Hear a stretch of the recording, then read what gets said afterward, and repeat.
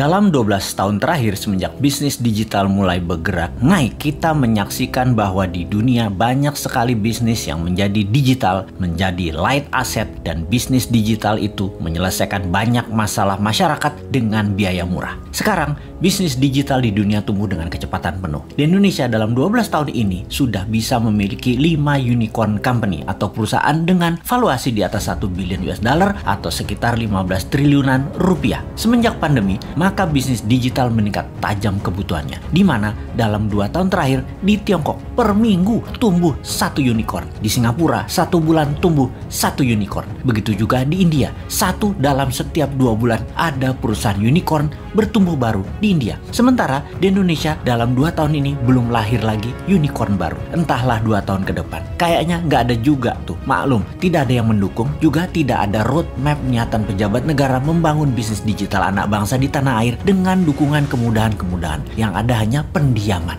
Ini faktanya. Kalau dilihat dari sisi bisnis, bagaimana kita melihat hal ini? Apakah orang Indonesia itu tidak kreatif yang bisa membuat masalah besar diselesaikan dengan teknologi digital? Atau regulasi pemerintah yang memang terlalu fokus di politik dan terlalu memikirkan pencitraan sehingga lupa mengangkat sendi bernegara lainnya seperti ekonomi, budaya, sosial, pertahanan, dan keamanan? Terlalu politik, sangat politik, serta politik adalah segalanya yang harus didulukan. Sungguh, unicorn ini berciri satu hal, semakin besar problem yang di-solve, semakin besar masalah yang terselesaikan. Maka semakin cepat perusahaan digital itu bertumbuh serta dibutuhkan karena memang menyelesaikan masalah-masalah besar tadi.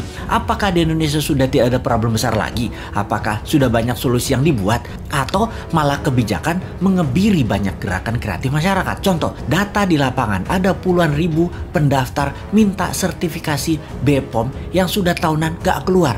Bagaimana UKM mau maju kalau demikian? Ini adalah salah satu contoh pengebirian kreativitas. Ada sisi lain lagi, di mana di dunia bisnis digital harus menggunakan server nasional sementara kita minta zero downtime. Apakah perusahaan nasional milik negara tersebut berani kasih garansi, yaitu zero downtime? Nggak ada tuh. Bahaya dalam bisnis digital misalnya kalau mau transfer duit, tahu-tahu ngedrop. Namun server dan sarana internetnya nggak berani kasih jaminan atau ganti rugi. Berat lah. Nah, itulah susahnya berbisnis dengan negara yang berbisnis, yaitu BUMN. Sementara server dan fasilitas dari luar negeri sudah lebih murah plus garansi zero downtime. Kalau lama mereka bayar penalti, tetapi nggak boleh dipakai. Kalau bisnis digital buat browsing-browsing sih aman. Yang paling ditakuti adalah pada saat upload data. Ini nggak boleh ada downtime. Jadi, wahai generasi new mind, harusnya kita mengatakan lupakan mimpi jadi Mark Zuckerberg, lupakan mimpi jadi Jack Ma-nya di Indonesia, karena perusahaan Anda sulit jadi unicorn dalam waktu yang cepat. Apakah kalau mau kaya cepat di negeri politik ini emangnya harus breaking law, merusak aturan bisnis yang ada gitu ya? Kita jadi nggak bisa alim-alim amat kalau kayak gitu. Harus super kreatif mengalahkan kekakuan old mind regulator yang cari selamat di dalam menjabat, bukan malah untuk mempermudah masyarakat berusaha. Duh, lamanya 2024.